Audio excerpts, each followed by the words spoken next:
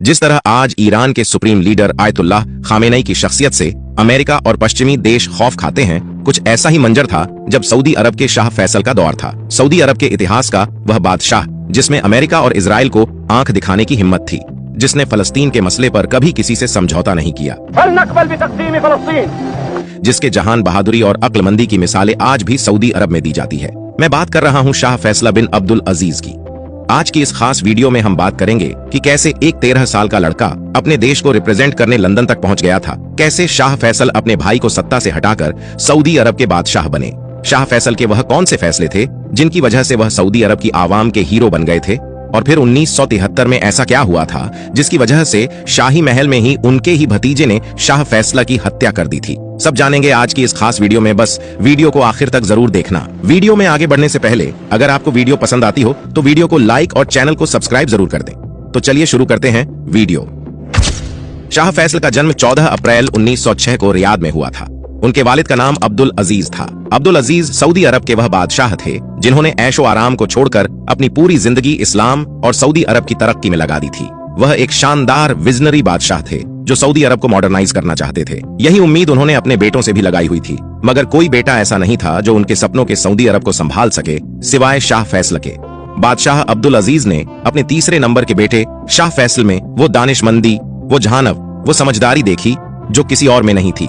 शाह फैसल इतने बहादुर और ज़हीन दिमाग वाले थे कि सऊदी रॉयल फैमिली के बड़े बड़े लोग भी उनके फैसलों के आगे सर झुका दिया करते थे। शाह फैसल ने सिर्फ 9 साल की ही उम्र में कुरान पाक हिफ्ज कर लिया था और फिक़ह यानी इस्लामी कानून की पढ़ाई भी मुकम्मल कर ली थी। बादशाह अब्दुल अजीज को शाह फैसल में अपना उत्तराधिकारी नजर आता था। उनका मानना था कि मेरे बाद अगर कोई सऊदी अरब को संभालने की ताकत रखता है तो वह सिर्फ शाह फैसल है, और इसी वजह से बादशाह अब्दुल अजीज ने बचपन से ही शाह फैसल की मुश्किल तरीन तरबियत करनी शुरू कर दी थी। सऊदी अरब की तपती रेत और पहाड़ों पर शाह फैसल को घुड़सवारी, तीरंदाजी और जंग लड़ने के तौर तरीके सिखाए जाते थे। शाह फैसल की जहानत का अंदाजा आप इस बात से लगा लीजिए कि एक बार 1909 में ब्रिटिश हुकूमत ने बादशाह अब्दुल अजीज को इंग्लैंड आने का न्योता दिया, मगर किसी वजहों से वह जा नहीं पाए। बादशाह ने अपने बड़े बेटे शाह तुर्की को इंग्लैंड भेजने का फैसला किया, मगर उन्हीं दिनों स्पेनिश फ्लू से उनकी मौत हो गई। अब बादशाह अब्दुल अजीज की नजरें अपने 13 साल के बेटे शाह फैसल पर जा थमी। 13 साल के बच्चे शाह फैसल को सऊदी अरब का विदेश मंत्री यानी फॉरेन मिनिस्टर बनाकर लंदन भेज दिया गया। लंदन में शाह फैसल 5 महीनों तक रहे। इस दौरान ब्रिटिश सरकार भी हैरत में पड़ गई कि एक 13 साल का बच्चा इतना अक्लमंद, इतना समझदार कैसे हो सकता है। फर्राटेदार इंग्लिश में बात करना, अपनी डिप्लोमेटिक बातों से अंग्रेजों को हैरान कर देना, अपने देश और दीन इस्लाम को अंग्रेज के सामने रिप्रेजेंट करने के तरीकों को देख ब्रिटिश सरकार भी शाह फैसल की जहानत का लोहा मान चुकी थी। इतना ही नहीं, शाह फैसल जंगी महारथों से भी लैस थे। सन 1922 में बादशाह अब्दुल अजीज ने 6000 की फौज देकर शाह फैसल को असीर रियासत से जंग करने भेज दिया। सिर्फ 16 साल के शाह फैसल ने असीर रियासत को फतह करके सबको चौंका दिया था। शाह फैसल की इन्हीं सलाहियत को देख बादशाह ने उनको हिजाज का नायक तक बना दिया और 1930 में ही सऊदी अरब के होम मिनिस्टर भी बना दिए गए। वक्त आता है 1953 का, जब सऊदी अरब का इतिहास बदलने वाला था। 1953 में बादशाह अब्दुल अजीज की वफात हो जाती है और उनकी जगह उनके सबसे बड़े बेटे शाह सऊद को बादशाह की गद्दी सौंप दी जाती है। मरने से पहले बादशाह अब्दुल अजीज से जब पूछा गया कि आपके बाद किसे सऊदी अरब का बादशाह बनाना चाहिए, तब उन्होंने बड़े अफसोस और गम के साथ जवाब दिया कि मेरा दिल करता है कि मैं शाह फैसल को पूरी हुकूमत सौंप दूं, क्योंकि वही अकेला है जो सऊदी अरब को आगे ले जा सकता है। मगर शाही खानदान का रिवाज है कि सबसे बड़ा बेटा ही हुकूमत का हकदार होगा, चाहे वह लायक हो या ना हो। इसीलिए शाह फैसल की जगह शाह सऊद को सऊदी अरब का बादशाह बना दिया गया और शाह फैसल को देश का प्रधानमंत्री। एक तरफ शाह फैसल जिसकी जहानत का लोहा अंग्रेज भी मान चुके थे, शाही खानदान में सबसे समझदार, दानिशमंद और बहादुर इंसान माने जाते थे, जिसको विदेश नीति, राजनीति, देश को कैसे डेवलप करना है, कैसे तेल का इस्तेमाल करना है, हर तरह का एक्सपीरियंस था। वहीं दूसरी तरफ शाह सऊद जिसे सिवाय अय्याशी के किसी तरह का तजुर्बा नहीं था। खुद सऊदी अरब के मामलों में भी शाह सऊद की पकड़ मजबूत नहीं थी और ना ही रॉयल फैमिली और उलेमा ए इकराम उनके सपोर्ट में थे। बादशाह बनते ही शाह सऊद पर फिजूल खर्ची का भूत सवार हो गया। जगह जगह महलों को तामीर करवाना, रॉयल फैमिली के सदस्यों की तनख्वाहों को दुगना करवाना, विदेशों से महंगी महंगी लग्जरी कार मंगवाना आदि अय्याशियां में शाह सऊद पानी की तरह पैसा बहाने लगा। एक वक्त तो ऐसा आया जब खुद रॉयल फैमिली और सऊदी के उलेमाओं को लगने लगा कि अगर ऐसा ही चलता रहा तो सऊदी अरब फिर से बर्बाद होकर सिर्फ पहाड़ों और रेगिस्तानी इलाकों के अलावा कुछ नहीं होगा। लिहाजा रॉयल फैमिली और सऊदी उलेमाओं ने शाह सऊद को जबरदस्ती बादशाहत के पद से हटाकर शाह फैसल को सऊदी का बादशाह बनाने का फैसला किया। मगर शाह फैसल ने इस तरह से बादशाह बनने से इनकार कर दिया और कहा कि मैं तभी बादशाह बनूंगा जब शाह सऊद खुद अपनी मर्जी से बादशाह का ओहदा छोड़ देंगे। यह दानिशमंदी थी शाह फैसल की। आखिरकार सन 1964 में रॉयल फैमिली और उलेमाओं के दबाव में आकर शाह सऊद ने हुकूमत छोड़ दी और फिर सऊदी अरब का नया बादशाह बना। शाह फैसल बिन अब्दुल अजीज बादशाह बनते ही शाह फैसल ने वह कारनामे करने शुरू कर दिए जिसकी कल्पना भी किसी ने नहीं की थी। शाह फैसल ने सबसे पहले रॉयल फैमिली के काबिल लोगों को सरकार में जगह देनी शुरू की और अय्याश और नाकाबिल लोगों को बाहर फेंक दिया। शाह फैसल ने अपने देश को एजुकेशन में आगे ले जाने के लिए दो अहम काम किए। पहला तो यह कि उन्होंने नियम बनाया कि सऊदी शहजादे अपने बच्चों को विदेश भेजने के बजाय सऊदी के ही स्कूलों कॉलेजों में पढ़ाए, और दूसरा सबसे कंट्रोवर्शियल काम लड़कियों को एजुकेशन देना था। शाह फैसल का मानना था कि अगर देश को तरक्की की राह पर चलाना है तो लड़कियों को भी एजुकेशन देनी होगी। मगर शाह फैसल के इस फैसले से सऊदी उलेमा ए इकराम सख्त नाराज हो गए। शाह फैसल ऐसे इंसान थे जो इस्लाम के खिलाफ भी कोई काम नहीं करना चाहते थे और अपने मुल्क की तरक्की भी चाहते थे। इसीलिए उन्होंने लड़कियों के स्कूल और कॉलेज तो खोलने शुरू कर दिए, मगर उनमें सिर्फ लड़कियां ही पढ़ती और पढ़ाने वाली टीचर्स भी औरतें ही होती। शाह फैसल ने सऊदी अरब से गुलाम रखने के रिवाज को भी खत्म कर दिया था। यहाँ तक कि गुलामों को रिहा कराने के लिए उन्होंने खुद अपनी जेब से गुलामों के मालिकों को हर एक गुलाम के बदले 2000 रियाल दिए थे। सऊदी अरब के डेवलपमेंट के लिए शाह फैसल का सबसे रिवॉल्यूशन स्टेप था सऊदी अरब में टीवी और रेडियो की शुरुआत करना। उलेमाओं को लगने लगा कि शाह फैसल वेस्टर्न कल्चर को सऊदी अरब में राइज करने की फिराक में हैं। उलेमाओं ने शाह फैसल का विरोध करना शुरू कर दिया, मगर शाह फैसल अपने फैसले से हटे नहीं। सन 1965 में सऊदी के इतिहास में पहली बार टीवी स्टेशन कायम कर दिया गया। शाह फैसले के कारनामों की वजह से वो लोगों में लोकप्रिय होने लगे। अरब जगत में उनकी तूती बोलने लगी। पूरी दुनिया में इस्लाम का प्रचार करने वाले संगठन मुस्लिम वर्ल्ड लीग और अरब देशों के संगठन OIC की स्थापना भी शाह फैसल ने ही की थी। एक बार रॉयल फैमिली के एक सदस्य ने शाह फैसल से कहा कि अब आपकी मकबूलियत बढ़ गई है, लोग आप पर खूब भरोसा करने लगे हैं, लिहाजा हमें भी वेस्टर्न कंट्रीज की तरह हमारा अलग संविधान बनाना चाहिए। तब पता है शाह फैसल ने क्या जवाब दिया।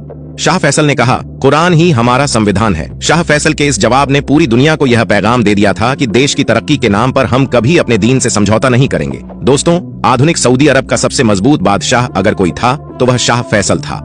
आज पूरा अरब जगत अमेरिका और इजराइल के आगे घुटने टेके बैठा है, मगर एक वक्त था जब शाह फैसल ने अमेरिका और पश्चिमी देशों को अपने आगे घुटने टिकवा दिए थे। बादशाह अब्दुल अजीज के जमाने से ही सऊदी अरब के अमेरिका के साथ करीबी रिश्ते थे और शाह फैसल भी अमेरिका पर एक दोस्त की तरह भरोसा करते थे, मगर यह भरोसा 1973 में टूट गया। 1973 की अरब इजराइल जंग में अमेरिका ने अरब देशों को धोखा देते हुए इजराइल का साथ दे दिया, जिसकी वजह से अरबों को बहुत नुकसान उठाना पड़ा। शाह फैसल को यह गद्दारी बर्दाश्त नहीं हुई और उन्होंने अमेरिका को सबक सिखाने की ठान ली। शाह फैसल ने अमेरिका को धमकी दी कि अगर अब अमेरिका ने इजराइल का साथ दिया तो हम तुम्हें तेल देना रोक देंगे। अमेरिका ने इस धमकी को मजाक समझ लिया और कहा, तुम्हारी इतनी औकात नहीं कि तुम अमेरिका का कुछ बिगाड़ लो। शाह फैसल ने कहा, हम वो लोग हैं जो खजूर और पानी पर जिंदा रहते आए हैं, मगर तुम बिना तेल के जिंदा नहीं रहोगे। यह कहते हुए शाह फैसल ने पूरी दुनिया को तेल देना बंद कर दिया। शाह फैसल के इस कदम से पूरी दुनिया में उथल पुथल मच गई। अमेरिका की अर्थव्यवस्था एक ही झटके में नीचे आ गिरी। अमेरिका की सड़कों पर लोग अपनी कारें छोड़ छाड़ कर भाग गए। तेल की कमी की वजह से वहां लूटमार मच गई। लोग कारों को छोड़ घोड़ों पर अपने दफ्तर जाने पर मजबूर हो गए।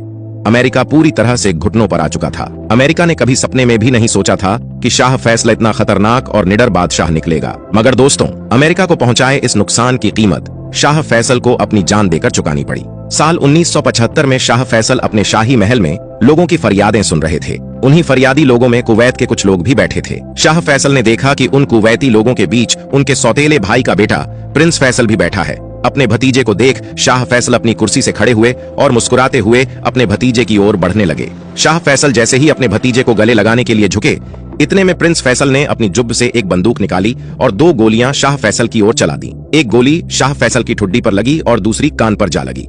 शाह फैसल वहीं गिर गए।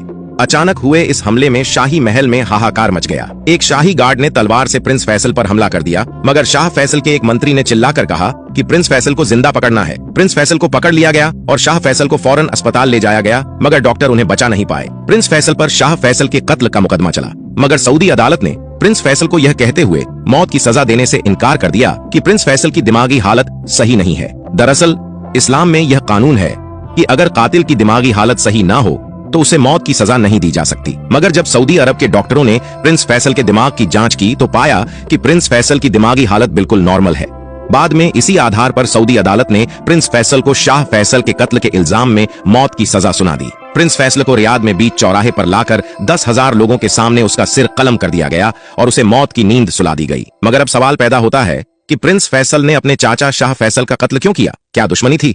दरअसल शाह फैसल का सौतेला भाई शाह मुसाहिद शाह फैसल का तख्ता पलट करना चाहता था। इसीलिए जब शाह फैसल ने सऊदी अरब में टीवी स्टेशन की शुरुआत की तो शाह मुसाहिद अपने बेटे खालिद के साथ एक टीवी स्टेशन पर हमला कर देता है। टीवी स्टेशन की हिफाजत में लगी पुलिस जवाबी कार्यवाही में गोलियां चला देती है, जिसमें शाह मुसाहिद के बेटे प्रिंस खालिद की मौत हो जाती है। यह प्रिंस खालिद प्रिंस फैसल का सगा भाई था। कहा जाता है कि प्रिंस फैसल ने अपने भाई की मौत का बदला लेने के लिए ही शाह फैसल का कत्ल किया था। मगर असल हकीकत यह है कि अमेरिका ने प्रिंस फैसल को 1973 में हुए नुकसान का बदला लेने के लिए शाह फैसल को मारने के लिए मोहरा बनाया था। प्रिंस फैसल अमेरिका में ही रहता था, वहीं उसने अपनी पढ़ाई की और सैन फ्रांसिस्को स्टेट कॉलेज में दाखिला लिया हुआ था। प्रिंस फैसल दीन ए इस्लाम से दूर एक अय्याश और नशे का आदी इंसान था। जब शाह फैसल ने 1973 में अमेरिका को तेल देना बंद कर दिया था, तभी अमेरिका ने शाह फैसल को मारने का प्लान बनाना शुरू कर दिया था। इसके लिए सबसे बढ़िया मोहरा था प्रिंस फैसल। अमेरिका ने धीरे धीरे प्रिंस फैसल को अपने मंसूबे में शामिल किया और जब वह पूरी तरह से तैयार हो गया तब अमेरिका ने उसे सऊदी अरब शाह फैसल का कत्ल करने भेज दिया। और फिर 1975 में अमेरिका ने एक मुजाहिद को धोखे से कत्ल करवा दिया। अगर आज शाह फैसल जिंदा होते तो यकीन मानिए वह कब का इजराइल को मिट्टी में मिला चुके होते। इजराइल की इतनी हिम्मत नहीं होती कि वह 50,000 फलस्तीनियों को शहीद कर देता। शाह फैसल पूरे अरब जगत में वह अकेले बादशाह थे जिन्होंने बिना डरे अमेरिका और इजराइल की आंखों में आंखें डालकर उनका मुकाबला किया और हर हाल में फलस्तीनी और मस्जिदें अक्सा की हिफाजत में सबसे आगे खड़े रहते थे। मगर आज के अरब बादशाह अमेरिका के गुलाम बने पड़े हैं। उनका जमीर मर चुका है, उनका खून अब पानी हो चुका है। इजराइल मासूम फलस्तीनियों पर मिसाइलें दाग रहा है और अरब हुक्मरान तमाशा देख रहे हैं। अगर आप फिलिस्तीनियों में हो रहे जुल्म के खिलाफ हैं तो इस वीडियो को लाइक और शेयर जरूर करें। चैनल में पहली बार आए हैं तो चैनल को भी सब्सक्राइब कर लें। फिर मिलते हैं किसी नई वीडियो के साथ।